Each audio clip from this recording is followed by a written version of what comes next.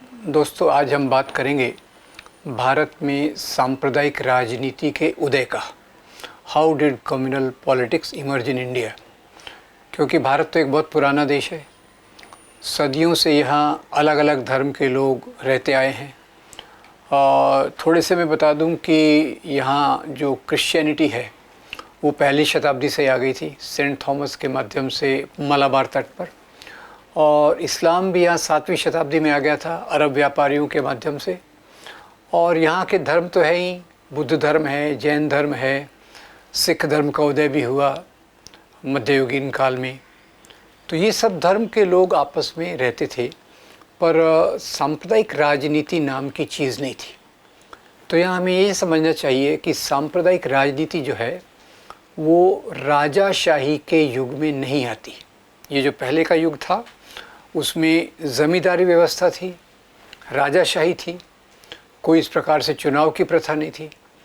उसको राष्ट्र कहना भी गलत होगा, क्योंकि राष्ट्र हम कब कहते हैं कि जब पूरे लोग अपने आप से एक दूसरे से, शिक्षा से, संचार से और दूसरे माध्यम से, सवालों के माध्यम से जुड़े रहते हैं। तो सांप्रदायिक राजनीति का उदय जो हुआ वो यहाँ हुआ अंग्रेज़ों के आने के बाद। अंग्रेज़ों के आने के बाद यहाँ की सामाजिक व्यवस्था, राजनीतिक व्यवस्था, ये इसमें बहुत गहरे परिवर्तन आए। पर इसमें आने के पहले थोड़ा सा मैं वापस और जाके ये कहूँगा कि जैसे यहाँ पहले अलग अलग प्रकार के राजा थे, पर जैसे सम्राट अशोक से लेकर आप औरंगज़ेब तक आओ तो किसी भी राजा की बाउंड्री, सीमा एक सरी की नहीं थी। और ये राजा का संविधान नहीं होता था, राजा की बाउंड्री ये कभी भी निश्चित नहीं होती थी। राजा के बदलने के साथ साथ उसकी ये भी बदल जाती थी। दूसरा ये ख्याल कीजिए कि जो राजाशाही थी उसका आधार धर्म नहीं था। राजाशाही का आधार ज़्यादातर सत्ता और राजा लोग मुख्य रूप से सत्ता के लिए राज्य करते थे, अपने राज्य का विस्तार करने के लिए राज्य करते थे। अब यहाँ अंग्रेज़ों का आना होता है। उधर यूरोप में इंडस्ट्रियल रिवॉल्यूशन, औद्योगिक क्रांति होती है। इंडस्ट्रियल क्रांति के बाद यूरोप में एक नए प्रकार का समाज, जिसको हम कह सकते हैं मॉडर्न नेशन स्टेट, आधुनिक राज्य व्यवस्था का उदय होता है। और उसी के साथ साथ इंडस्ट्रियल रिवॉल्यूशन। ये इंडस्ट्रियल रिवॉल्यूशन की बात मैं क्यों कह रहा हूँ, क्योंकि मशीनरी का प्रयोग उत्पादन में, employing the machinery technology in the production, इसके कारण लोगों का, देशों का प्रोडक्शन बहुत बढ़ने लग गया। और जो लोग पहले जहाँ औद्योगिक क्रांति हुई वो अपने मार्केट के लिए ढूंढने लग गए।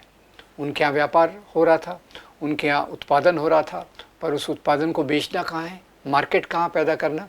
इसके लिए बहुत सारे यूरोपीय देश जहाँ पहले औद्योगिक क्रांतियाँ हुई उनके बीच में एक स्पर्धा हुई, और वो स्पर्धा के आधार पे उन्होंने दुनिया भर में जाके अपनी मार्केट्स को स्थापित करने की कोशिश की।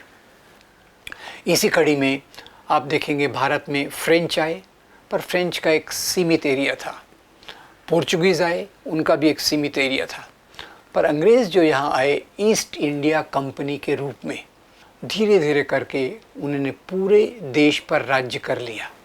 उन्होंने अपनी सेना बनाई। अब ईस्ट इंडिया कंपनी आई तो व्यापार के लिए, पर वो सेना बना रही और पूरे देश में उसका धीरे धीरे करके राज्य हो जाता है। क्योंकि यहाँ अलग अलग राजा थे, एक एक राजा से वो लड़ाई करते थे, दूसरे राजा के साथ संधि करते थे।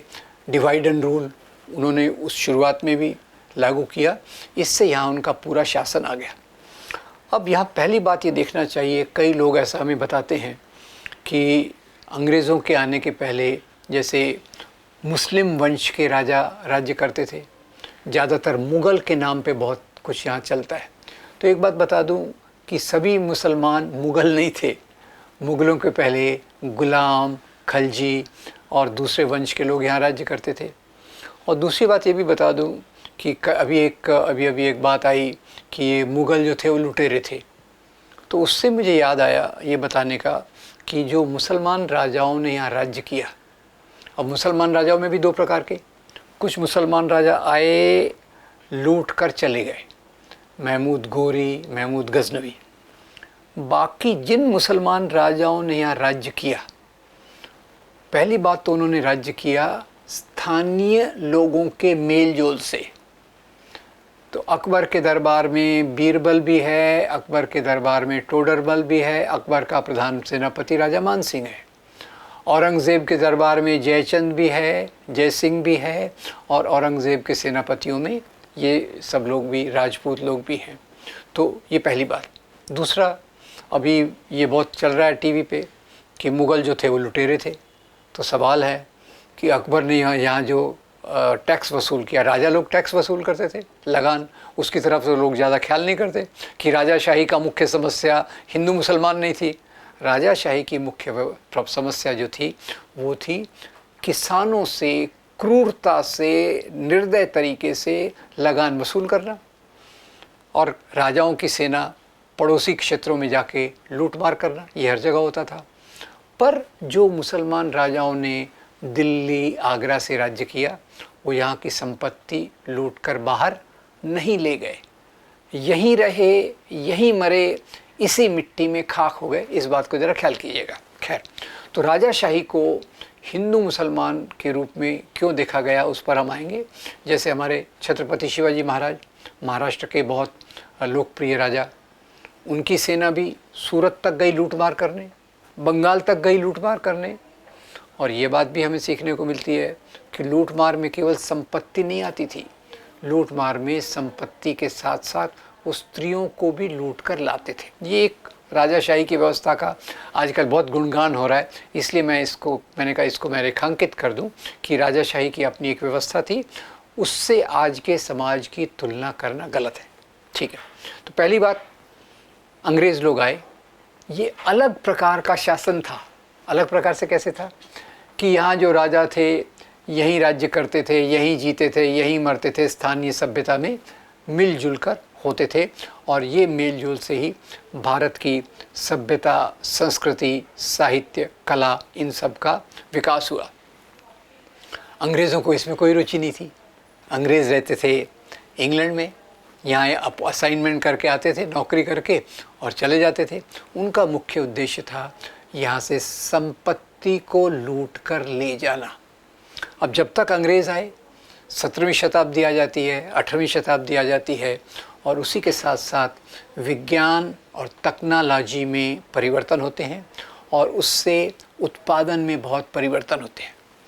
तो अंग्रेज़ों ने जब यहाँ राज किया, अंग्रेज़ों का राज करना और राजाओं के राज्य करने में एक फ़र्क है, इसको देख लीजिए।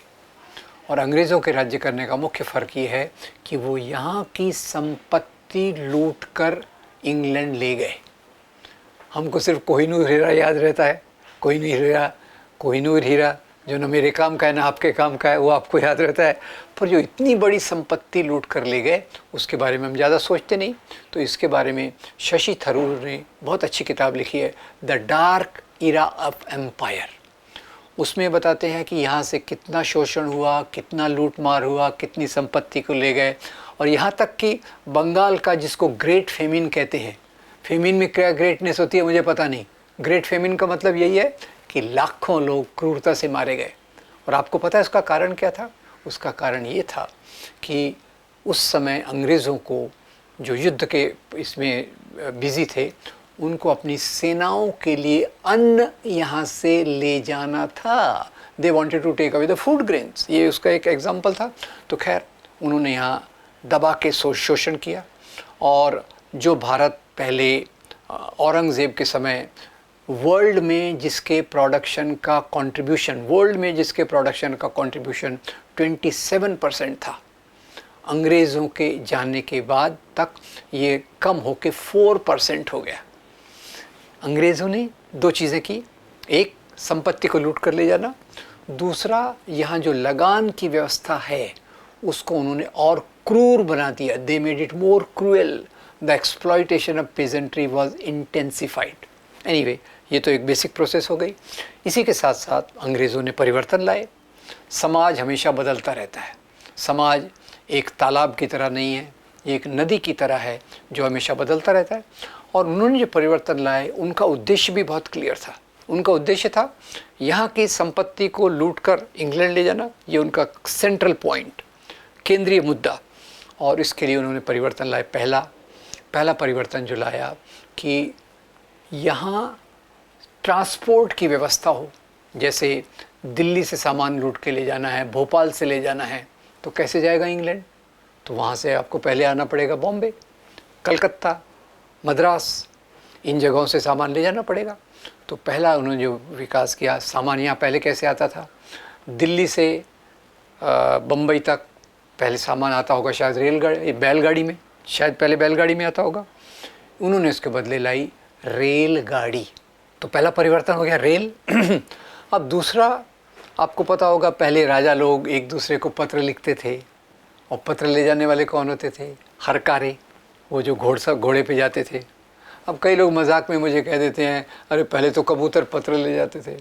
वो बात भी सही है, पर कबूतरों का एक स्पेशलाइजेशन था, वो था लव लेटर्स को ले जाना। खैर, तो इसलिए वो किसी काम के नहीं थे अंग्रेज़ों के। तो अंग्रेज़ों ने यहाँ जो लाया वो था टेलीफोन, टेलीग्राफ, पोस्टल सिस्टम। इसको मैं कहूँगा मेल। और तीसरा उन्होंने जो किया वो था, उससे कुछ फ़ायदा भी हो हमारा, और वो था आधुनिक शिक्षा को लाना। मॉडर्न एजुकेशन, लॉर्ड मैकॉले, उनको चाहिए थे क्लर्क बनाना, उसके कारण वो शिक्षा को लाए। और उनकी शिक्षा के लाने के तरीके में एक सीमितता थी, देयर वाज नैरोनेस, ये पूरा व्यापक शिक्षा का विकास नहीं था। तो खैर, शिक्षा के साथ फिर यहाँ न्याय व्यवस्था बदली। पहले तो राजा के समय न्याय व्यवस्था बहुत सरल है, राजा कानून बनाता है, राजा सरकार चलाता है, राजा कानून लगाता है और लोगों को जेल में डाल देता है। अब यहाँ कानून व्यवस्था बदली, कानून व्यवस्था के साथ जेल व्यवस्था का भी विकास हुआ। तो हमें याद रहे, इसके लिए मैं इसको सरल तरीके से कहता हूँ, यार जेल की कैटेगरी में मैं ये सब डाल देता हूँ, शिक्षा, न्याय व्यवस्था वगैरह वगैरह, जिसकी परिणति जेल में होती है। तो ये तीन परिवर्तन कौन से हो गए? रेल, मेल और जेल, याद रहेगा, ठीक है। अब इसी के साथ समाज बदलता है। याद रखिए, समाज हमेशा एक सरी का नहीं रहता। पहले हम लोग पशुपालक थे, पशुपालक के पहले शिकारी थे, हंटर फूड गैदरर, शिकारी खाद्य जमा करने वाले, और उसके बाद पशुपालक हुए, उसके बाद कृषि समाज आया, और औद्योगिक समाज जो ये आया। इसके साथ साथ अंग्रेज़ों के आने के बाद समाज में 3 नए वर्ग अस्तित्व में आते हैं, और ये अगर हम समझ गए तो हमें सांप्रदायिक राजनीति का उदय समझ जाएगा। अब अंग्रेज़ों को यहाँ पूरा परिवर्तन नहीं करना था, उनको उतना ही करना था जिससे उनका फ़ायदा, शोषण चलता रहे। तो ये 3 नए वर्ग आए। पहला वर्ग आया व्यापारी उद्योगपति। व्यापारी उद्योगपति क्या किया इन्होंने? फैक्ट्रियाँ डाली, अंग्रेज़ों को माल एक्सपोर्ट करते थे और चीज़ें एक्सपोर्ट करते थे। यहाँ वो ग्रुप आया, टाटा, बिरला, बजाज, सिंघानिया, डालमिया, पहला। दूसरा, इसके बाद अब फैक्ट्रियाँ डाली, तो फैक्ट्रियों में काम कौन करेगा? फैक्ट्रियों में काम करेगा मज़दूर, तो दूसरा वर्ग आया मज़दूर। और तीसरा, आधुनिक शिक्षा, आधुनिक न्याय व्यवस्था, इन सब से जो वर्ग अस्तित्व में आया वो था आधुनिक शिक्षित वर्ग। तो ये 3 वर्ग जो हैं, व्यापारी, उद्योगपति, मजदूर वर्ग और आधुनिक शिक्षित वर्ग, इनमें से भारतीय राष्ट्रवाद का उदय होता है। फिर बाकी पुराने वर्ग कौन से थे? पहले किनका शासन था? पहले थे राजा, नवाब, ज़मींदार, जागीरदार। अंग्रेज़ों ने राजा, नवाब, ज़मींदार, जागीरदार को ख़त्म नहीं किया, उसमें उनको कोई रुचि नहीं थी। फ्रांसीसी क्रांति आप देखिए, फ्रांसीसी क्रांति में क्या होता है? उद्योगपति आते हैं, क्रांति करते हैं और राजाशाही के वर्ग को इतिहास के समुद्र में डुबा देते हैं। तो एक नया वर्ग आ जाता है, वही व्यापारियों का, उद्योगपतियों का, मज़दूरों का, और उसी के साथ साथ स्त्रियों को भी मुक्ति मिलती है। ये फ्रेंच रेवोल्यूशन का जो मॉडल है वो यहाँ नहीं होता, क्योंकि यहाँ क्या है? यहाँ कॉलोनियलिज्म, उपनिवेशवाद। नए वर्ग तो अस्तित्व में आते हैं, पुराने वर्ग खत्म नहीं होते। पुराने वर्ग कौन? राजा, नवाब, ज़मींदार, जागीरदार। अब जब नए वर्ग अस्तित्व में आते हैं तो ख्याल कीजिए, अंग्रेज़ों की एक बहुत अच्छी बात थी उस समय की, वो थी संगठनों का बनना। संगठनों का बनना। अब आप अकबर के समय, औरंगज़ेब के समय, अशोक के समय संगठन की कल्पना ही नहीं कर सकते। शिक्षकों का संगठन है, हमारी मांगे पूरी करो, ये लागू करो, मजदूरों की मांगे बढ़ाओ, ऐसा उस समय नहीं था। तो अंग्रेज़ों के आने के बाद संगठन बने, व्यापारियों के, मजदूरों के, शिक्षित लोगों के। इसके मैं आपको केवल 3 उदाहरण दूंगा: बॉम्बे एसोसिएशन, मद्रास महाजन सभा और पुणे सार्वजनिक सभा। अब इनके कारण इस प्रकार के करीब 300 के करीब ऐसे संगठन बने। अब ये संगठन बाद में जाकर मिलते हैं कलकत्ता में 1883 में, और इसमें से वो तय करते हैं कि हमें एक ऐसे पार्टी की ज़रूरत है, हमें एक ऐसी राजनीतिक पार्टी की ज़रूरत है जो हमारी मांगों को सरकार तक ले जा सके। अब ये तो उभरते वर्ग हो गए। अब राजा नवाब ज़मींदार जागीरदार क्या करेंगे?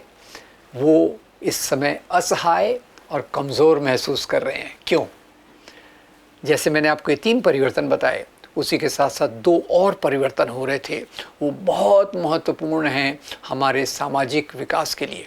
और पहला परिवर्तन था ज्योतिराव फुले द्वारा शिक्षा को दलितों तक पहुंचाने का काम करना। अब लॉर्ड मैकॉले तो आए, लॉर्ड मैकॉले ने शिक्षा तो इंट्रोड्यूस की, पर वो जो दलित यहाँ इतने हज़ारों साल से डरा है कि आप किताबों को हाथ लगाओगे तो वो अपवित्र हो जाएंगी, आप मुंह से वेदोच्चार करोगे तो आपकी जीभ काट ली जाएगी, वो शिक्षा कैसे लेगा? तो ज्योतिराव फुले बहुत क्रांतिकारी तरीके से शिक्षा को दलितों तक ले जाते हैं। और जो दलित पहले केवल ज़मीन का गुलाम था, वहाँ से मुक्ति पाकर शहरों में जाकर मजदूर बनता है। तो इससे किसकी ताकत कम होगी? ज़मींदार की ताकत कम होगी, तो उसके विरोध में जाएगा। फिर दूसरा, सावित्रीबाई फुले अपनी सहेली फातिमा शेख के साथ मिलकर लड़कियों के लिए स्कूल खोलते हैं। अभी तक क्या कहते हैं? लड़की घर की 4 दीवारी से बाहर नहीं जा सकती, उसकी डोली आएगी और अर्थी उठेगी। अब क्या हो रहा है? ये शिक्षा को स्त्रियों तक ले जा रहे हैं। ये 5 परिवर्तन के कारण जो राजा नवाब ज़मींदार जागीरदार थे, इनकी शक्ति समाज में कम होने लग गई। तो जैसे मैंने आपको बताया उभरते वर्गों से संगठन बने, वैसे ही इनमें से भी संगठन बने। अब मैं इसको थोड़ा समराइज़ कर देता हूँ। उभरते वर्गों में से जैसे 300 के करीब पहले छोटे संगठन बने, उसमें से राजनीतिक पार्टी बनी 1885 में, भारतीय राष्ट्रीय कांग्रेस, और बाद में चलकर और भी पार्टियां बनी। तो कुछ पार्टियां बनी जो भारतीय राष्ट्रवाद को लेकर चली, और डूबते वर्गों में से संगठन बने जिन्होंने धर्म के नाम पर राजनीति की। समाज के क्षेत्र में राजाओं की, नवाबों की चालाकी देखिए। जब उनकी सत्ता कमज़ोर हो रही, तब वो ये नहीं कह रहे कि हमारी सत्ता कमज़ोर हो रही, वो कहते हैं हमारा धर्म संकट में है। तो मुसलमान नवाब क्या कहेगा? इस्लाम खतरे में। हिंदू राजा क्या कहेगा? हिंदू धर्म खतरे में। मेरी मान्यता है धर्म जो नैतिक मूल्यों का नाम होना चाहिए, वो कभी खतरे में नहीं होता। जब लोगों की सत्ता खतरे में होती है तो धर्म के आवरण में बताना चाहते हैं कि हमारा धर्म खतरे में है। तो खैर, ये खतरे वाले लोग आए सामने और इन्होंने भी अपने संगठन बनाए। इन्होंने संगठन बनाए तो उसको हम अभी समराइज़ कर लेते हैं। एक छोटे से में हम एक छोटा मन में एक टेबल बनाएंगे। एक बाएं तरफ उभरते वर्गों के बीच से आए संगठन, और दाएं तरफ डूबते वर्गों के बीच से आए संगठन। वो संगठन जो कमज़ोर हो रहे हैं। कौन कमज़ोर हो रहा है? राजा, नवाब, ज़मींदार, जागीरदार। कौन सी व्यवस्था कमज़ोर हो रही है? ज़मींदारी, लगान व्यवस्था, किसानों पर क्रूर अत्याचार, वो कमज़ोर हो रहा है। तब ये 3 संगठनों को मैं इधर से बताता हूँ, उभरते वर्गों में से 3 को, इनको मैं डूबते वर्ग कहूँगा, पर दुर्भाग्यवश वो डूबे नहीं और उनकी विचारधारा बार बार वापस आती रही। तो उभरते वर्गों में से जो संगठन आए उसको मैं प्रतिनिधि केवल 3 नाम लूँगा। पहले उनके लीडर्स के नाम लूँगा, फिर उनके संगठनों का नाम लूँगा। और ये 3 व्यक्ति में से पहले व्यक्ति हैं शहीद भगत सिंह। आपको याद होगा शहीद Bhagat Singh, Hindustan socialist republican association, Naujawan Bharat सभा। तो इसमें आप नौजवान भारत सभा को याद रखिए। दूसरे व्यक्ति यहाँ जो आते हैं भीमराव बाबा साहब अम्बेडकर, भीमराव बाबा साहब आम्बेडकर बहुत संगठन बनाते हैं, लगातार एक के बाद एक। इंडिपेंडेंट लेबर पार्टी से लेकर चलते हैं और आखिर में रिपब्लिकन पार्टी ऑफ इंडिया की रूपरेखा रखते हैं। और तीसरे संगठन का नाम भी आप गेस कीजिए। तीसरे संगठन में मैं एक के बदले 4 नाम ले रहा हूँ। ये 4 नाम कौन से हैं? मौलाना अबुल कलाम आज़ाद, एनी बेसेंट, सरदार बलदेव सिंह और मोहनदास करमचंद गांधी। नाम गेस कर सकते हैं आप? भारतीय राष्ट्रीय कांग्रेस। तो मैं अभी एक शेक्सपियर वाला सवाल आपके सामने रख रहा हूँ। शेक्सपियर कहते हैं नाम में क्या रखा है, गुलाब को उसकी महक से जानिए। पर मैं यहाँ बता रहा हूँ कि राजनीतिक संगठनों के नाम में उनका एजेंडा छिपा होता है।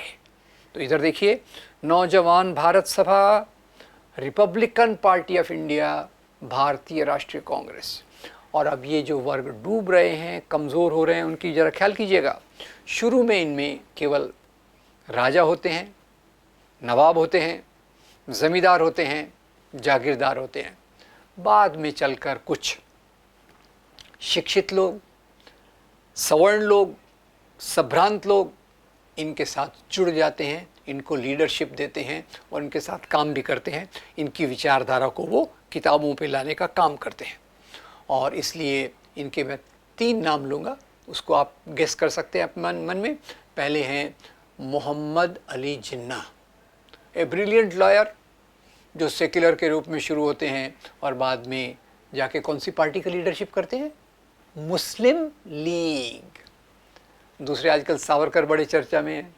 सावरकर जो अंडमान की जेल में थे, अंग्रेज़ों से बार बार माफ़ी मांग कर आए, छूट कर आए और उनको कुछ लोग वीर भी कहते हैं। तो सावरकर कौन सी पार्टी के अध्यक्ष बने? हिंदू महासभा। जिन्ना मुस्लिम लीग, सावरकर हिंदू महासभा। हिंदू महासभा क्या, मुस्लिम लीग क्या कहती है? हमको मुस्लिम राष्ट्र चाहिए, पाकिस्तान। सारांश में कर रहा हूँ। हिंदू महासभा क्या कहती है? हम तो अनादिकाल से हिंदू राष्ट्र हैं, मुसलमानों को यहाँ हमारे मातहत रहना पड़ेगा। और इसी विचारधारा को लेके एक तीसरा संगठन बनता है जो आज का सबसे बड़ा संगठन है, जिसकी रूपरेखा करना बड़ा मुश्किल है। और उस संगठन से जुड़े हुए सैकड़ों हज़ारों संगठन हैं और उसका नाम है राष्ट्रीय स्वयंसेवक संघ। राष्ट्रीय स्वयंसेवक संघ को कौन सा राष्ट्र चाहिए? हिंदू राष्ट्र। तो मैं ज़रा दोनों नामों को आपको सोचने के लिए मजबूर करता हूँ कि दोनों नामों के पैटर्न को देखिए।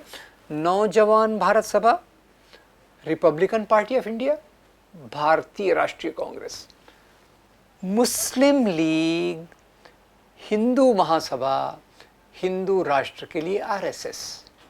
आशा है आपका सामने मेरा उद्देश्य क्लियर हो गया होगा।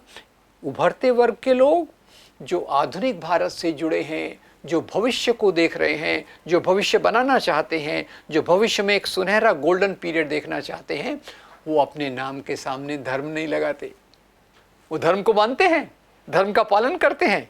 यहाँ मैं आपको थोड़ा साइड ट्रैक लेकर चलूँ कि इस समय 2 व्यक्तियों का मैं आपको उदाहरण दूंगा। 2 व्यक्ति इधर से जो धर्म को मानते हैं पर धर्मनिरपेक्ष है। मतलब धर्मनिरपेक्ष होना यानी केवल नास्तिक होना नहीं। भगत सिंह जैसे नास्तिक तो बहुत कम लोग ही होते हैं, पर ये धर्म को मानते हैं। एक है मौलाना अबुल कलाम आज़ाद, बहुत बड़े मुसलमान, बहुत बड़े मौलाना, इस्लाम के ज्ञाति, इस कुरान का अनुवाद करते हैं, पर कभी मुस्लिम लीग की बात नहीं करते, कभी पाकिस्तान की बात नहीं करते। मैं कल्पना में पूछता हूँ मौलाना साहब से, मौलाना साहब आप तो एक अच्छे मुसलमान हैं, आप मुस्लिम लीग ज्वाइन क्यों नहीं करते, पाकिस्तान की बात क्यों नहीं करते? तो मुझे कल्पना में ही जवाब मिलता है, बरखुरदार, मेरा इस्लाम इंसान को इंसान से जोड़ने की बात करता है, पाकिस्तान तो लोगों को बांटने की बात कर रहा है, मैं उसके साथ नहीं जुड़ सकता। मेरे कहने का तात्पर्य है पाकिस्तान की मांग के साथ यहाँ के ज़्यादा मुसलमान नहीं जुड़े थे, वो बात अलग विषय है, उसको हम फिर कभी लेंगे। खैर, तो एक तरफ मोहम्मद अली जिन्ना, मुस्लिम लीग, सावरकर, हिंदू महासभा और हिंदू राष्ट्र के लिए आरएसएस। तो ये 2 प्रकार की चीज़ों में जो मुख्य फ़र्क है उभरते वर्गों के बीच में, अगर हमको ये फ़र्क देखना होगा, इनके मूल्यों में क्या फ़र्क है, basic difference is not religion, मूलभूत फर्क धर्म का नहीं है, मूलभूत फर्क है वैल्यूज़ का। और वो वैल्यूज़, उभरते वर्गों की वैल्यूज़ जो हैं वो भारतीय संविधान के रूप में सामने आती हैं। भारतीय संविधान का केवल प्रियम्बल पढ़िए, उसके मूल्यों को जीने की कोशिश कीजिए, आपको सब कुछ मिल जाएगा। क्या कहता है? हम भारत के लोग, हम खुद को ये संविधान दे रहे हैं, यानी ये संविधान ऊपर से नहीं आया, हम बना रहे हैं। और किसको दे रहे हैं? खुद को दे रहे हैं। उसमें क्या वैल्यूज़ है? स्वतंत्रता, समता, बंधुता और सामाजिक न्याय, ये यहाँ के मूल्य हैं जो जिनके प्रतिनिधित्व के रूप में मैं डॉक्टर अंबेडकर को सामने रखता हूँ। तो डॉक्टर अंबेडकर इधर है। डॉक्टर अंबेडकर के बारे में एक बात और बता दूँ, जब मैं धर्म के नाम की राजनीति की तुलना करना चाहता हूँ धर्मनिरपेक्ष राजनीति से, सेकुलर पॉलिटिक्स से, धर्मनिरपेक्ष राजनीति से, तो मैं दो व्यक्तियों को आपके सामने रखना चाहता हूँ। एक भीमराव बाबा साहब अंबेडकर, दूसरे के सुदर्शन। के सुदर्शन का नाम शायद आपने नहीं सुना होगा, तो आपको बता दूं उनका उल्लेख कम ही आता है, शायद बहुत सारे उनके बयान वेबसाइट से हटा भी दिए गए हैं। के सुदर्शन ये आरएसएस के सरसंघ चालक, जिसको सुप्रीम लीडर, सुप्रीम डिक्टेटर कहते हैं, वो थे। इनके बीच के अंतर विरोध को अगर आप देखेंगे तो आप भारतीय राष्ट्रवाद बनाम मुस्लिम या हिंदू राष्ट्रवाद का फ़र्क समझ जाएंगे। पहले हम भारतीय राष्ट्रवाद को देखते हैं, प्रतिनिधि के रूप में भीमराव बाबा साहब अम्बेडकर। भीमराव बाबा साहब अम्बेडकर समता के लिए, लोकतांत्रिक मूल्यों के लिए बहुत आंदोलन करते हैं। इस आंदोलन में एक आंदोलन होता है चौदार तालाब का आंदोलन, कि हम दलितों को भी सार्वजनिक पानी पीने का अधिकार होना चाहिए। एक आंदोलन होता है चौदार तालाब का, आप हमको हिंदू मानते हो, मंदिरों में आने दो, चौदार तालाब का आंदोलन। और इसी के साथ साथ उन्होंने एक किताब को जलाया, आप गेस कर सकते हैं वो किताब का नाम है मनुस्मृति। मनुस्मृति को जलाते समय बाबा साहब ने कहा होगा, मनुस्मृति में शूद्र और स्त्रियों की गुलामी के कानून दिए हैं, ये कानून मुझे मंजूर नहीं है, इसलिए मैं इस किताब को जला रहा हूँ। वही बाबा साहब बाद में जाकर भारतीय संविधान की ड्राफ्टिंग कमेटी के अध्यक्ष बनते हैं। तो मनुस्मृति क्या देता है? शूद्र और स्त्रियों की गुलामी। भारतीय संविधान क्या देता है? स्वतंत्रता, समता, बंधुता के मूल्य। के सुदर्शन जी के बारे में बता दूं, आरएसएस के सरसंघ चालक, जिसके विचारों पे आरएसएस चलता है, जो आरएसएस के विचारों का प्रतिनिधित्व करते हैं, सन 2000 में आरएसएस के मुखिया बनते हैं और कहते हैं भारतीय संविधान विदेशी मूल्यों पर बना है। मुझे बड़ी हैरानी होती है ये बात सुनकर कि क्या मूल्य भी देशी और विदेशी होते हैं? मुझे तो लगता है मूल्य पूरी मानवता के होते हैं। ये मेरा अपना विचार है। तो खैर, उन्होंने कहा भारतीय संविधान के मूल्य ये विदेशी हैं, फेंक दो और एक ऐसा संविधान लाओ जो भारतीय धर्म ग्रंथों के आधार पे बना हो। आप गेस कर सकते हैं वो कौन सा भारतीय धर्म ग्रंथ है जिसमें समाज के कानून और नियम दिए हैं? मनुस्मृति। तो इधर देखिए, बाबा साहब कह रहे हैं मनुस्मृति जलाओ, भारतीय संविधान लाओ, और धर्म के नाम पे चलने वाली राजनीति कह रही है मनुस्मृति को लाओ, भारतीय संविधान हटाओ। और ये बात आपको कई बार सुनने को मिलती होगी जो उस परिवार से जुड़े हुए लोग हैं। खैर, अब इसको यहाँ हम ये समझ गए कि हिंदू राष्ट्रवाद का हिंदू धर्म के नैतिक मूल्यों से कोई लेना देना नहीं है। मैं बात कर रहा था कि एक तरफ से उभरते वर्गों के बीच में से 3 प्रकार के संगठन आए, उसमें से एक का प्रतिनिधित्व जैसे भगत सिंह करते हैं नौजवान भारत सभा के रूप में, भीमराव बाबा साहब अम्बेडकर दूसरे का करते हैं जिनकी परिणति होती है रिपब्लिकन पार्टी ऑफ इंडिया में, और तीसरा संगठन जो है उसने पूरे देश के आज़ादी के आंदोलन का नेतृत्व किया। और ये तीसरे संगठन में मौलाना अबुल कलाम आज़ाद, एनी बेसेंट, सरदार बलदेव सिंह और मोहनदास करमचंद गांधी। तो आशा है आप उम्मीद कर लिए होंगे। पार्टी का नाम भारतीय राष्ट्रीय कांग्रेस, भारतीय राष्ट्रीय कांग्रेस जिसने आज़ादी के आंदोलन का नेतृत्व किया। तो यहाँ 3 संगठन जिन्होंने भारतीय राष्ट्रवाद के साथ चले, उनके नाम के सामने धर्म का नाम नहीं है। नौजवान भारत सभा हो, रिपब्लिकन पार्टी ऑफ इंडिया हो या भारतीय राष्ट्रीय कांग्रेस हो, और जो संगठन राजाओं, नवाबों, ज़मींदारों की विचारधारा से निकले उसके नाम उनके नाम के सामने धर्म का नाम है, जबकि उनका कोई वास्ता धर्म से नहीं है। वो धर्म के नाम पर लोगों को मोबिलाइज करना चाहते हैं, लोगों को साथ लाना चाहते हैं, और उनका एजेंडा उस प्रकार का होता है। अभी मैं बात करूँगा कि अभी हम मुस्लिम सांप्रदायिकता को छोड़ देते हैं, वो एक अपने बड़ा विषय है कि पाकिस्तान के बनने के बाद ज़्यादा मुस्लिम सांप्रदायिकता तो पाकिस्तान चले गए। यहाँ जो तत्व रहे वो एक डिफेंसिव सुरक्षात्मक तरीके से मुस्लिम समाज के अंदर उन्होंने अलग समस्या पैदा की। उसके बारे में मैं बात नहीं करूँगा। मैं मुख्य रूप से बात करूँगा आरएसएस की, भारतीय जनता पार्टी की, जो आज की सांप्रदायिक राजनीति का नेतृत्व कर रहे हैं। जो आज की सांप्रदायिक राजनीति के, तो आरएसएस ने क्या किया? हिंदू महासभा थी, आरएसएस डायरेक्टली खुद होकर राजनीति के क्षेत्र में नहीं गया। इन्होंने एक ट्रेनिंग मॉड्यूल बनाया। ट्रेनिंग मॉड्यूल बहुत सरल था, क्योंकि यहाँ कई बार मुझे लगता है कि कम्युनिस्टों के ट्रेनिंग मॉड्यूल में और आरएसएस के ट्रेनिंग मॉड्यूल में थोड़ा कंपेयर कर दिया जाए तो अच्छा होगा। कम्युनिस्टों का ट्रेनिंग मॉड्यूल बहुत कठिन है। वो class structure, accumulation of capital, ये पढ़ो वो पढ़ो। आरएसएस में बहुत सरल है, वेरी इजी। हम अनादिकाल से हिंदू राष्ट्र थे। अनादिकाल की परिभाषा क्या है नहीं पता, पर खैर हम अनादिकाल से हिंदू राष्ट्र थे। हिंदू शब्द कब आया? 8वीं शताब्दी में, पर हिंदू राष्ट्र अनादिकाल से है। हमारे बीच में हमारी मजबूती का कारण वर्ण व्यवस्था है, और मुसलमानों के आने के बाद वर्ण व्यवस्था, जाति व्यवस्था में ऊंच नीच आ गई।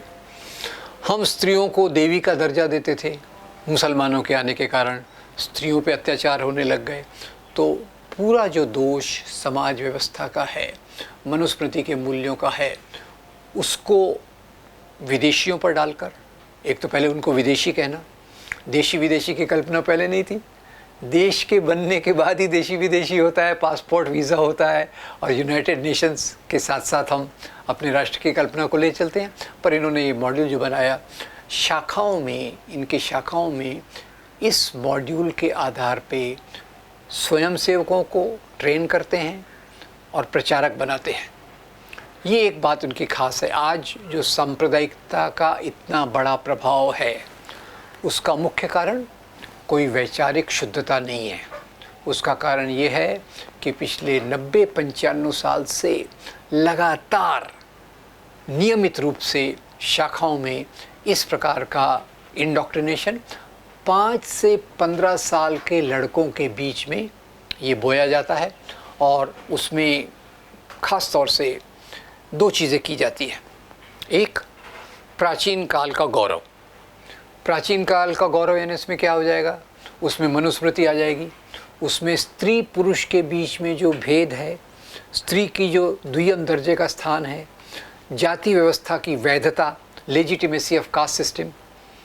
तो आरएसएस का मॉड्यूल बहुत एक सोच समझकर बनाया गया। एक, पुराने समय की श्रेष्ठता, यानी ancient period was a golden period, स्वर्णिम युग था। क्या स्वर्णिम युग था? स्त्रियां गुलाम थी, दलित गुलाम थे, पर उसको एक दूसरे तरीके से प्रस्तुत करते हैं। और दूसरा उसका भाग है, उसका दूसरा पैर है कि ये मुसलमान विदेशी है, क्रिश्चियन विदेशी है। हमारी जो समस्याएं हैं वो सब मुसलमानों के कारण है, क्रिश्चियंस के कारण है। तो उसमें हीरो आ जाते हैं, गुरु गोविंद सिंह, फिर राणा प्रताप और अकबर की लड़ाई को बताते हैं, हिंदू मुसलमान की लड़ाई। पर आपको बता दूं मैं कि राणा प्रताप और अकबर की जो लड़ाई हुई थी हल्दी घाटी के मैदान में, उसमें राणा प्रताप का जो साथ दे रहे थे, उनके जो सेनापति थे, उनका नाम था हकीम खान सूर। और अकबर तो हल्दी घाटी के मैदान में आए नहीं थे। अकबर की सेना का नेतृत्व जो कर रहे थे, उनका नाम था राजा मान सिंह। पर खैर शाखाओं में चलता है, सालों साल चलता है। अकबर और राणा प्रताप की लड़ाई, राणा प्रताप हीरो, अकबर लुटेरा। इधर से चलता है फिर हमारे महाराष्ट्र के छत्रपति शिवाजी महाराज के बारे में। उन्होंने अफजल खान की हत्या की। हत्या क्यों की? हिंदू मुसलमान के कारण या सत्ता के कारण, वो हमें बताएंगे नहीं की ज़रूरत नहीं है। पर वहाँ शिवाजी महाराज ने कितनी बहादुरी से अफजल खान की हत्या की। तो इस प्रकार की कहानियों के आधार पे स्वयंसेवकों को, प्रचारकों को तैयार किया जाता है। अब ये प्रचारक बाद में चलकर एजुकेशन, शिक्षा के क्षेत्र में जाते हैं, मीडिया के क्षेत्र में जाते हैं, सरकारी नौकरियों में जाते हैं, पुलिस में जाते हैं, ब्यूरोक्रेसी में जाते हैं। मुझे सुनकर बड़ी हैरानी हुई कि ज़्यादातर IAS एकेडमीज़, इनको चलाने वाले RSS के लोग हैं। तो आपके प्रशासन में किस प्रकार के लोग होंगे, सोचिएगा। अभी आजकल सुप्रीम कोर्ट बहुत अच्छे अच्छे निर्णय दे रहा है। एक बात जो मैंने सुनी कि दिल्ली के दंगों के बारे में पुलिस की जो पार्शियलिटी है उसके बारे में बता रहा है। पर उससे आगे जाके मैं सोचता हूँ पुलिस पार्शियल क्या है, क्योंकि अंग्रेज़ों के समय में अंग्रेज़ों ने बहुत बदमाशी की, पर police was impartial after the rights. अभी पुलिस में पार्शियलिटी क्यों आ गई, क्योंकि उसमें भी इस प्रकार के लोग घुस गए हैं जो अलग अलग प्रकार की चीज़ों को मानते हैं। और ख़ास तौर से मुस्लिम और क्रिश्चियंस पे जो अत्याचार होता है, दलितों पे जो अत्याचार होता है, महिलाओं को एक दुय्यम दर्जे से देखने की प्रवृत्ति प्रशासन में आ गई। तो RSS ये इनको तैयार करता है। इसी के साथ साथ इसने पहला संगठन जो फ्लोट किया था वो था राष्ट्र सेविका समिति। मैं शेक्सपियर, मुझे बहुत नाराज़ होंगे, शेक्सपियर मेरे से नाराज़ होंगे कि मैं नाम का विश्लेषण करते रहता हूँ। अब पुरुषों के संगठन का नाम क्या है, राष्ट्रीय स्वयं सेवक संघ। राष्ट्रीय स्वयं सेवक संघ में महिलाएं नहीं है, इट्स एक्सक्लूसिवली मेल ऑर्गेनाइजेशन। ऐसे कुछ मेल ऑर्गेनाइजेशंस के नाम आपको भी पता होगा। एक इजिप्ट में मुस्लिम ब्रदरहुड है, और दूसरे आजकल जो चर्चा में है अफ़गानिस्तान में तालिबान, वो भी एक्सक्लूसिवली मेल ऑर्गेनाइजेशंस हैं।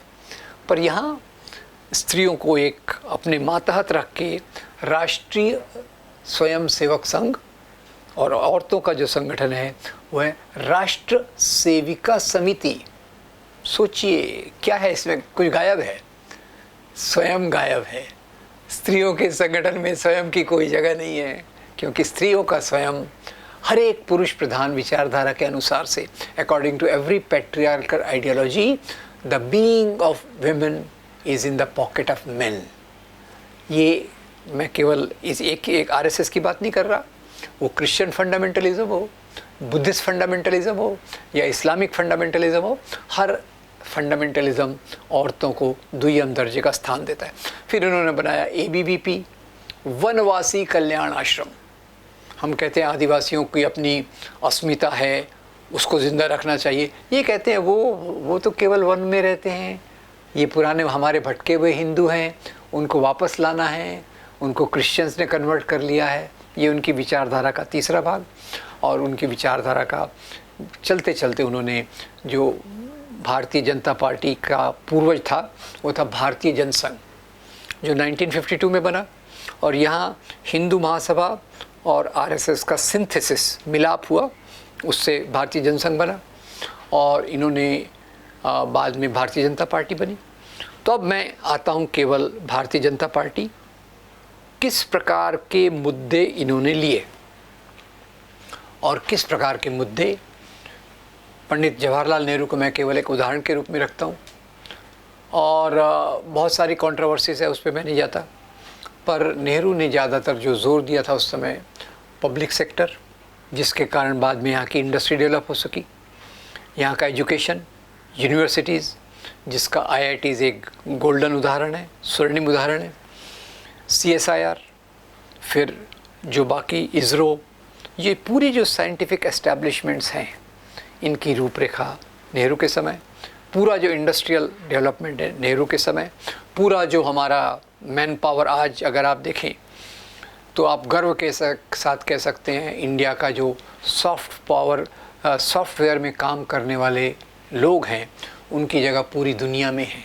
वो कैसे आई? वो अभी के किससे नहीं आई, उसके पीछे एक आधारशिला थी, और उस आधारशिला के कारण ये उपलब्धि भारत की हुई। खैर, इनके फोकस क्या थे? मुख्य फोकस, जैसे एक फोकस होता है, भगत सिंह क्या बात करते थे? भगत सिंह ये बात नहीं करते थे कि राम मंदिर बनाओ, गौ माता की पूजा करो, गोबर से कोरोना को दूर करो, ये बातें नहीं करते थे। भगत सिंह जो नास्तिक थे, भगत सिंह बात करते थे वैज्ञानिक सोच की, भगत सिंह बात करते थे गरीबी दूर होना चाहिए, दलितों पे अत्याचार बंद होना चाहिए, किसानों पे अत्याचार बंद होना चाहिए, मजदूरों को उनके अधिकार मिलना चाहिए। अंबेडकर क्या बात करते थे? अंबेडकर बात करते थे समता की बात करते थे। नेहरू कांग्रेस ने देश को जो ले गया जिस रास्ते पर, पंचवर्षीय योजना, 5 ईयर प्लान, 5 साल में इतनी उपलब्धि करना चाहिए, पर इससे अलग चलकर इन्होंने 1980 के दशक के बाद में, यहाँ एक मैं आपको वाक्य दूंगा, पंडित नेहरू ने शायद भाखड़ा नंगल बांध के उद्घाटन के समय एक वाक्य कहा था, उसको मैं विस्तृत करके कह रहा हूँ। पंडित नेहरू ने उस समय कहा था, ये जो हमारे बांध हैं ये आधुनिक भारत के मंदिर हैं, these are the temples of modern India.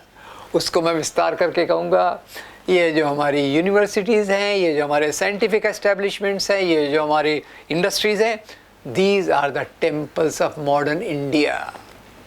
1980 के बाद से मामला बदल गया। वो बोले हर एक मस्जिद के नीचे एक टेम्पल है, मस्जिद तोड़ो, टेम्पल बनाओ और बड़े गौर से बनाओ, पूरा पैसा उसमें लगाओ, लोग भूखमरी से मर रहे हैं, नो प्रॉब्लम, अनएम्प्लॉयमेंट है, नो प्रॉब्लम, किसान आत्महत्या कर रहे हैं, नो प्रॉब्लम, मंदिर बनना चाहिए, गाय की पूजा होना चाहिए, गोबर से नहाना चाहिए, गोमूत्र से सब बीमारियों को दूर करना चाहिए। ये इनकी पॉलिटिक्स के पीछे राज क्या है? और इसके पीछे जो आज सामाजिक चेतना बढ़ रही इन सब संगठनों के कारण, जैसे मैंने आपको बताया आरएसएस की शाखाएं पिछले 7 साल में डबल हो गई हैं। पहले भी बढ़ रही थी, पिछले 7 साल में डबल हो गई है। भारतीय जनता पार्टी को आप देख रहे हैं, और यहाँ मैं लाना चाहता हूँ भारतीय जनता पार्टी सत्ता में कैसे आई, उसमें सत्ता, क्योंकि अगर हमें देखना है कि इसको दूर कैसे करना है तो हमें ये देखना पड़ेगा कि ये सत्ता में आए कैसे, इनका आधार क्या है। तो येल यूनिवर्सिटी का ये रिसर्च कहता है, पहली बात, दंगे होते नहीं हैं, दंगे करवाए जाते हैं, और जहाँ भी दंगे करवाए जाते हैं उसके बाद उस क्षेत्र में भारतीय जनता पार्टी पहले से ज़्यादा मजबूत हो जाती है। ख्याल कीजिए, समाज में मेरी समझ है, पड़ोसी के लिए प्यार, समाज के लिए प्यार एक स्वाभाविक बात है, नफरत को पैदा किया जाता है। Hate is artificial, love is natural, this is what I think. खैर, तो नफरत कैसे पैदा की गई? नफरत पैदा की गई, मुसलमान राजा आक्रामक, मुसलमान राजा मंदिर तोड़े, ज़बरदस्ती से इस्लाम फैलाया, वो लंबा टॉपिक है, उस पर मैं नहीं जाऊँगा, पर वो सब चीज़ों के बारे में अलग अलग जगह पे मैंने बात की है। मुसलमानों के खिलाफ नफ़रत पैदा की गई, क्रिश्चियंस के खिलाफ नफ़रत पैदा की गई, उसके आधार पे पैस्टर ग्रैहम स्टेन्स का मर्डर हुआ, कंधमाल का वायलेंस हुआ, ये सब चीज़ें जो हुई। तो पहली बात, फिर से मैं येल यूनिवर्सिटी के रिसर्च पे आ जाता हूँ जिसका उल्लेख है। तो 5 लेवल पे मैं इसको देखूँगा। पहले, अल्पसंख्यक समाज के खिलाफ गलत प्रचार, मंदिर तोड़े गए, धर्मांतरण किया गया, जजिया लगाया गया, इनके परिवार बड़े होते हैं, लव जिहाद के माध्यम से कन्वर्ट करेंगे, ये बीफ, गऊ हमारी माता है, ये उनको खाते हैं, इसके आधार पे समाज में नफ़रत फैलाना। नंबर 1, मिसकंसेप्शंस, गैर समझ के आधार पे हिंसा करवाना। यहाँ मैं आपको निवेदन करूँगा कि आप कभी, वो तमस नाम का एक सीरियल है भीष्म साहनी का, बहुत सुंदर है, ज़रूर देखिएगा कि किस प्रकार से दंगे भड़काए जाते हैं। लीडर लोग पर्दे के पीछे रहते हैं। दंगों में मरने वाला लीडर नहीं होता, दंगों में मरने वाला वो व्यक्ति होता है जो सड़क पे आम मुश्किल से अपना रोजगार करता है। उसको किस प्रकार से भड़काया जाता है, भड़काने के लिए दूसरे समाज के खिलाफ नफ़रत फैलाई जाती है। तो येल यूनिवर्सिटी के मॉडल को मैं पूरा कर देता हूँ। पहला, मिसकंसेप्शंस, गलत प्रचार फैलाना, प्रचार के आधार पे नफ़रत पैदा करना। नफ़रत पैदा हो गई तो दंगे करवा सकते हैं, दंगे करवाने के बाद पावर में आना, पावर में आने के बाद अपनी राजनीति को और मजबूत करना। ये एक गोल चक्र में हम फंस गए हैं। आज जिस समाज में गरीबी बढ़ रही है, रिकॉर्ड तौर से अनएम्प्लॉयमेंट बढ़ रहा है, किसानों का आंदोलन 1 साल से खड़ा है जिसकी कोई सुन नहीं रहा, और मध्य वर्ग जो था मुश्किल से जी रहा था वो निम्न वर्ग की तरफ घिसर रहा है। उसके बावजूद मुद्दे वही हैं कि गौमूत्र से ये होता है, और प्राचीन काल में पुष्पक विमान था, सेल बायोलॉजी थी, मनुष्य के शरीर पर हाथी का सिर लगा सकते थे। ये सब क्यों किया जा रहा है? इसके पीछे कारण ये है प्राचीन काल के मूल्यों को आज के संदर्भ में वापस लाना।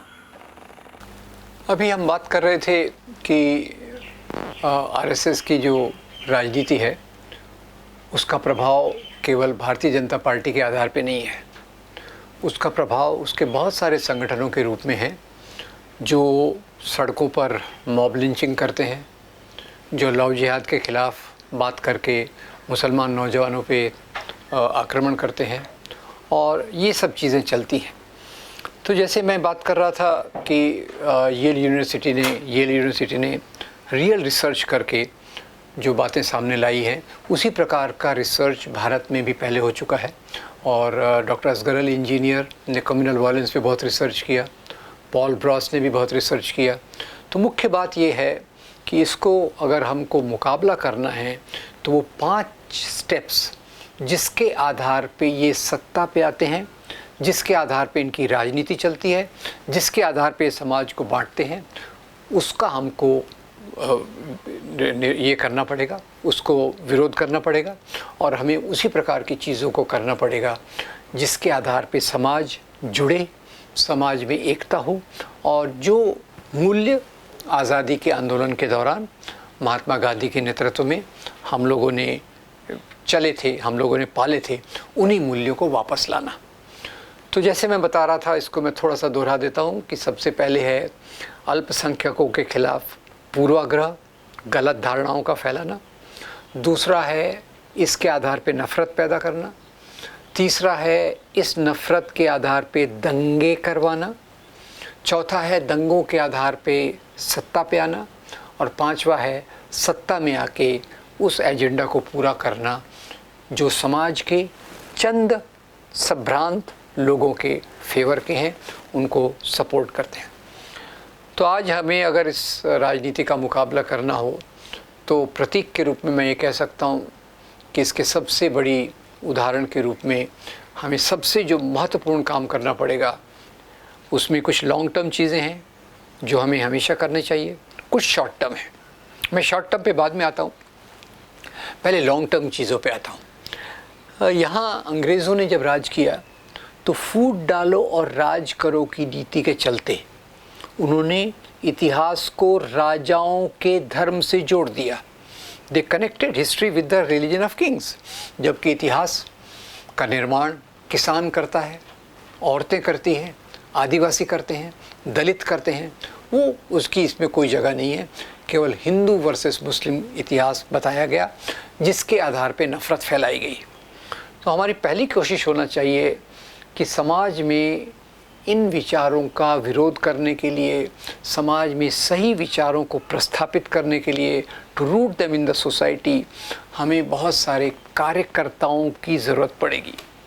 आज ये बहुत मुश्किल काम है, जीना अपने आप में एक बहुत मुश्किल समस्या है, तो उसमें वक्त निकाल कर समाज की इन चीज़ों के लिए काम करना और भी मुश्किल आता है। तो ये चीज़ों को समाज तक ले जाने के लिए जो पूर्वाग्रह हैं, कुछ मेरे ख्याल से ऐसे ट्रेनिंग प्रोग्राम्स की ज़रूरत है। ट्रेनिंग प्रोग्राम्स जो हमारे विद्यार्थियों को, नवयुवकों को, नवयुवतियों को इतिहास की तार्किक, रैशनल सोच, और वो सोच जिसका प्रतिबिंब हमको थोड़ा बहुत डिस्कवरी ऑफ इंडिया में मिलता है, पंडित जवाहरलाल नेहरू की, थोड़ा बहुत हमको महात्मा गांधी की हिंद स्वराज में मिलता है, और जिसका एक प्रतिबिंब श्याम बेनेगल के सीरियल भारत एक खोज में भी मिलता है। इन विचारों को समाज तक कैसे ले जाना, इसके अलग अलग मैकेनिज़म्स, अलग अलग कन्वेयर बेल्ट्स, अलग अलग तरीके हमें निकालने पड़ेंगे। जो आज NGOs काम कर रहे हैं, समाज सेवी संस्थाएं हैं, हर एक के पास बहुत काम है, पर मुझे लगता है कि जब तक हम ये सांप्रदायिकता के राक्षस से मुकाबला नहीं करेंगे, सांप्रदायिकता की समस्या से हम मुकाबला नहीं कर सकेंगे, हम मानव अधिकारों की रक्षा नहीं कर सकते। मानव अधिकारों की रक्षा की पहली बात ये होती है कि आपका लोकतंत्र हो। अगर सांप्रदायिक राजनीति मजबूत है तो लोकतंत्र नहीं हो सकता। आप देख रहे हैं इसमें एक अथॉरिटेरियन स्टेट, एक व्यक्ति की तानाशाही, एक पार्टी की तानाशाही, एक विचारधारा की तानाशाही ये समाज में है, जिसके चलते समाज में असहिष्णुता है। और कोई आपके विचारों से असहमत होता है तो उसको या तो लोग बायकॉट करने की बात करते हैं। अगर जावेद अख्तर साहब कहते हैं कि तालिबान के कुछ गुण आरएसएस से मिलते जुलते हैं तो उनको तुरंत बायकॉट कर दिया जाता है। ये सब चीज़ें जो असहिष्णुता समाज में है, इससे अगर हमको दूर करना है, इससे निजात पाना है, तो सबसे पहली बात ये सही विचारों के आधार पे हमारे जो राजनीतिक कार्यकर्ता हैं, हमारे जो सामाजिक कार्यकर्ता हैं, हमारे जो एनजीओज़ हैं जो समाज में परिवर्तन लाना चाहते हैं, उन कार्यकर्ताओं के बीच में ऐसे ट्रेनिंग प्रोग्राम्स की ज़रूरत है जो 5 दिन तक चलें, 7 दिन तक चलें, जो इतिहास को एक गरीब मज़दूर की दृष्टि से देखें, एक मेहनतकश मज़दूर की दृष्टि से देखें, महिला की दृष्टि से देखें, आदिवासी की दृष्टि से देखें। एक इस प्रकार की सोच को के आधार पे एक टीम को खड़ा करना बहुत ज़रूरी है। फिर ये करेगी क्या? ये टीम करेगी कि समाज जहाँ भी वो काम करते हैं, वो राजनीतिक पार्टी में हैं, वो एनजीओ में हैं, वो स्कूल में हैं, वो कॉलेज में हैं, वो अपनी जगह पर रह के इन विचारों के आधार पे समाज में कार्यक्रम करेंगे। समाज में कार्यक्रम करेंगे। ये कार्यक्रम बातचीत के हो सकते हैं, ये कार्यक्रम सांस्कृतिक हो सकते हैं, और ये कार्यक्रमों का एक केंद्र बिंदु के लिए मुझे लगता है पूरे देश में एक शांति केंद्र, पीस सेंटर्स का एक जाल बनना चाहिए। पीस सेंटर से मेरा क्या मतलब है? पीस सेंटर से मतलब है कि हम नौजवान नवयुवतियों को ट्रेन करें इन विचारों में, जो एक जगह पर छोटी सी लाइब्रेरी, थोड़ी फिल्में देखने की सहूलियत, थोड़े सांस्कृतिक कार्यक्रम की सहूलियत, थोड़े संगीत की सहूलियत, इसके आधार पे एक केंद्र बनाएं। उस केंद्र में हफ्ते में एक बार, 15 दिन में एक बार कार्यक्रम हो, जहां हम अच्छी फिल्में देखें। जैसे इसकी बहुत बड़ी लिस्ट हमारे दोस्त लोगों ने बनाई है, और जैसे नसीम, मम्मो, सलीम लंगड़े पे मत रो, मिस्टर मिसेस अय्यर, ये कुछ नाम मेरे दिमाग में आते हैं, पर ऐसी बहुत सारी फिल्में हैं जिसका हमको लगातार स्क्रीनिंग करके एक अच्छा संदेश समाज के, पूरे समाज में, समाज के नवयुवकों के बीच में देना चाहिए। ये पीस सेंटर एक ऐसा केंद्र होंगे जिसके आधार पे एक सही समझ को समाज के अलग अलग तबकों तक ले जाना बहुत ज़रूरी है। नंबर 1। नंबर 2, आज समाज के बीच में गहराइयाँ बहुत आ रही हैं। ये ऐसा समाज है जहाँ मुहर्रम में हिंदू लोग हिस्सा लेते थे, होली में मुसलमान हिस्सा लेते थे, एक दूसरे के त्योहारों में भाग लेते थे। आज उसमें एक दीवारें खड़ी हो रही हैं। ये दीवारों को तोड़ना बहुत ज़रूरी है, और ये दीवारों को तोड़ने के लिए ऐसे सांस्कृतिक कार्यक्रमों की ज़रूरत है, जैसे उसमें मेरे ख्याल से नुक्कड़ नाटक, सामूहिक संगीत, ये सबसे सुंदर रास्ता है। जैसे नुक्कड़ नाटक में सफदर हाशमी ने बहुत अच्छा रास्ता दिखाया है, उसको लेकर हम आगे चलते सकते हैं। संगीत का मैं ज़्यादा जानता नहीं हूँ, पर बहुत क्रांतिकारी गीत और अच्छे गीतों का ग्रुप बन सकता है, जो इन गीत, जब भी उसका एक ही उदाहरण मैं आज के समाज में दे सकता हूँ, चारुल भरवाड़ा और विनय महाजन, उनके गीतों के माध्यम से हम ऐसे ग्रुप्स बना सकते हैं स्कूल्स में, कॉलेजेस में। और फिर डॉक्यूमेंट्री फिल्म्स का फेस्टिवल, डॉक्यूमेंट्री फिल्म्स को बीच बीच में नियमित रूप से दिखाना, क्योंकि आज पहले अभी तक मैं देखता था ज़्यादा दुष्प्रचार मुसलमानों के खिलाफ, क्रिश्चियंस के खिलाफ। अभी जो दुष्प्रचार है वो गांधी के खिलाफ, नेहरू के खिलाफ, सुभाष चंद्र बोस के खिलाफ, और इस प्रकार से वो कर रहे हैं कि जिसमें हमारे मूल्य छुप जाएं। तो सबसे मजबूत बात होना चाहिए कि इन मूल्यों को, सच्चाई को समाज में प्रस्थापित करने के लिए एक आंदोलन, और ये आंदोलन में एक भाग ये होना चाहिए कि हम अलग अलग कम्युनिटीज़ के लोगों को कार्यक्रमों के माध्यम से, त्योहारों के माध्यम से, राष्ट्रीय दिन के माध्यम से, अंबेडकर जयंती, भगत सिंह जयंती, गांधी जयंती और दूसरे कार्यक्रमों के माध्यम से इनको हम जोड़ें। ये एक काम हो सकता है। दूसरी ज़रूरत ये है कि आज देश में बहुत बड़े बड़े संगठन हैं जो मानव अधिकारों के लिए काम करते हैं, जिनका अलग अलग कार्य क्षेत्र में उनकी श्रेष्ठता को, उनकी उपलब्धियों को, उनके अचीवमेंट्स को कोई मुकाबला नहीं है। पर ज़रूरत इस बात की है कि इनके बीच में एक समन्वय, कोऑर्डिनेशन, कोऑपरेशन की ज़रूरत है, जिससे इनका काम देशव्यापी हो सके, एक दूसरे को ये मदद कर सके, कंधे से कंधा मिला के चल सके, एक दूसरे के एजेंडा में हाथ लगाएं। और इसके लिए मेरी समझ है भारत में बहुत बड़े बड़े अच्छे सामाजिक कार्यकर्ता हैं जिन्होंने इस बात को सोचना चाहिए कि हम अपनी शक्तियों को, अपनी एनर्जीज़ को कैसे सिनर्जाइज करें, कैसे उनको एक दिशा दें, ताकि हमारा प्रभाव समाज में एक महत्वपूर्ण तरीके से होना चाहिए। दूसरा, मैं ये देखता हूँ कि आज एक इस प्रकार का एक सामाजिक मंच की ज़रूरत है, जो सामाजिक मंच इन चीज़ों को समाज के दूर दूर के क्षेत्रों में ले जा सके। और तीसरी बात यह है कि जो पार्टी, अब आज पार्टी का विश्लेषण करने गए तो अपने आप में एक बहुत मुश्किल का काम है। मेरे पास कोई फार्मूला तो नहीं है, पर मैं इतना जानता हूँ कि जो पार्टी इस्लामिक राष्ट्र की बात करे, हिंदू राष्ट्र की बात करे, ऐसी पार्टियों से किसी प्रकार का कोई समझौता नहीं होना चाहिए। मैंने इसमें मजाक में एक फार्मूला बनाया था कि हमारे पास उससे अच्छा सर्वश्रेष्ठ विकल्प तो नहीं है। हमारे पास जो विकल्प है वो है खराब, उससे खराब, सबसे खराब और भारतीय जनता पार्टी। ये विकल्प है, तो इसमें आपको चुनना पड़ेगा। और आज भारतीय जनता पार्टी इतनी मजबूत हो गई है कि उसको अगर सत्ता से दूर रखना है तो विपक्ष की एकता के बगैर हम आगे जा नहीं सकते।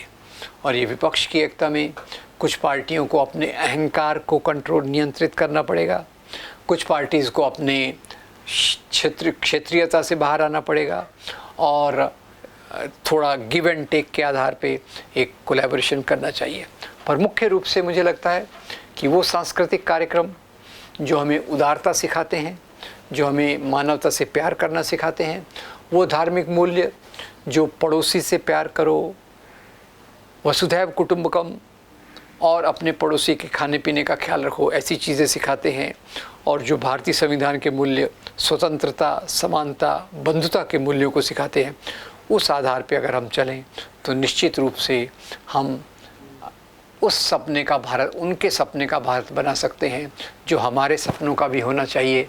उसमें भगत सिंह हों, अंबेडकर हों, गांधी हों, सुभाष चंद्र बोस हों, उनके सपनों के भारत में यही बात है कि ऐसा एक भारत बने जहाँ कोई व्यक्ति भूखे पेट न सोए, कोई व्यक्ति खुले आसमान के नीचे सोने के लिए मजबूर न हो, और कोई व्यक्ति बिना कपड़ों के न रहे। ऐसा एक समाज, सबको नौकरी मिले, सबको एक उचित घर की व्यवस्था हो, स्वास्थ्य सुविधाएं हो, शिक्षा सुविधाएं सबके लिए हो, एक ऐसे समाज की कल्पना करना बहुत ज़रूरी है।